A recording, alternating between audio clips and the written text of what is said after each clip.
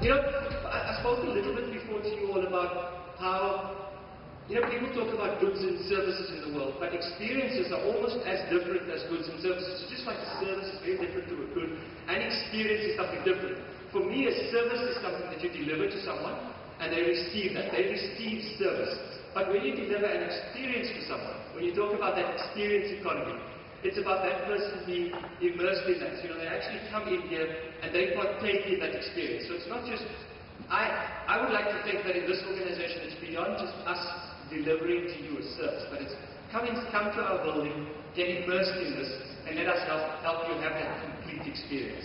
And so today, your immersion in what is a real conference, it's lovely to see you all in your own clothes, as delegates, experiencing how it feels to be a delegate. That experience is what I want you to think about today in all the sessions that you go to. That full experience is what we want to deliver to people in 2011.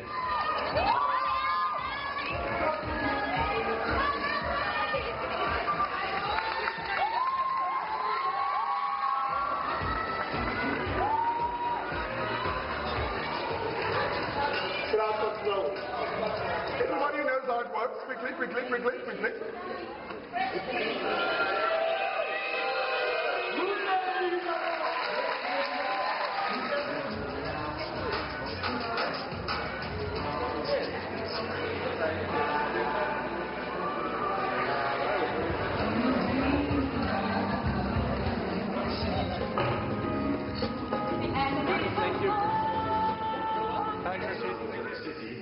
And it's not necessarily about skin color, race, religion, or anything along those lines. I think it's recognizing today that Cape Town is a cosmopolitan city, so it really is international people. The part that Rashid missed out was I'm from the little island of Malta, believe it or not. Bet you if I had to do a survey, very few of you will be able to pinpoint Malta on the map. But I'm Cape Townian. I've been here for 14, 15 years now. And I really feel very passionate about the city. As far as the operation goes, it's about attitude, and good attitude, not bad attitude, obviously. Abundant generosity, something I think Cape Press has been renowned for. It's reensuring that you're offering more than just a room with a bed and breakfast included. It's all the little add-ons. It's simple things like a big bowl of red apples that sits on the cashier's desk when the guests are checking out. It doesn't cost us a lot of money, but it's a thoughtful gesture. So yeah, genuine warmth, you know, it's about smiling and meaning it, not just smiling because your textbook says smile. Pleasing rather impressing.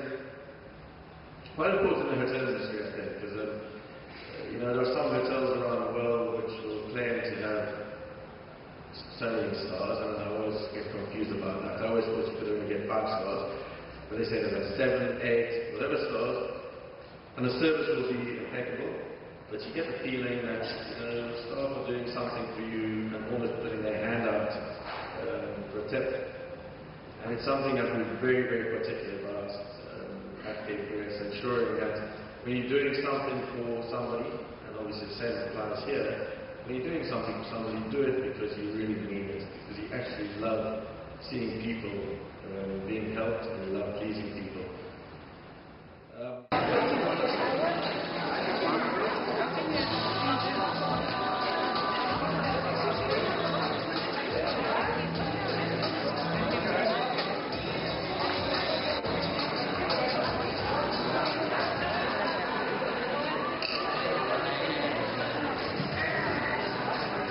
I think it's great that the CTICC has done this for the staff today, because many a time they're setting up events, but they don't really get to experience an event.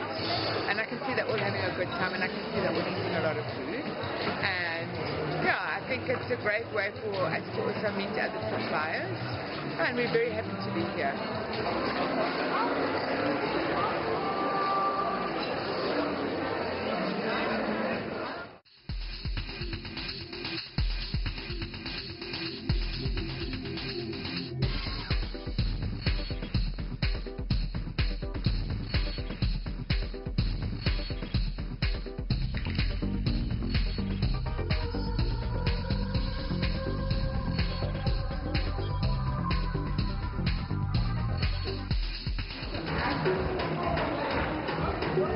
because one bring a different thing like IRL, Indian Rugby League, you know.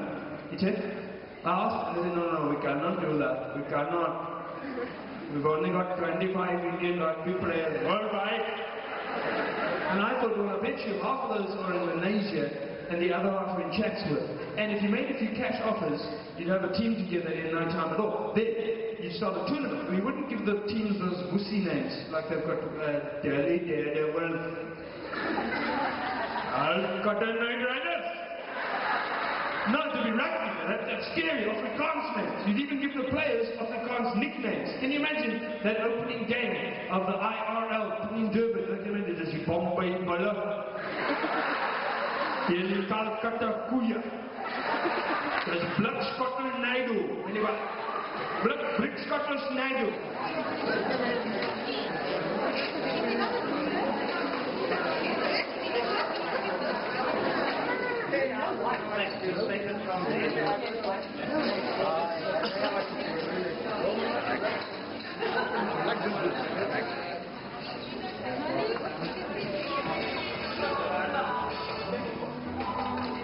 Today's topic is about reflection, and you might say, well, you know, what actually is reflection? What are we actually doing here today? And to help us actually determine what we're doing here today is really looking at the thesaurus and saying, well, you know, we are deliberating, we are looking at, you know, thinking about what our customers say about us, understanding the information that they're giving us, and really meditating and reflecting.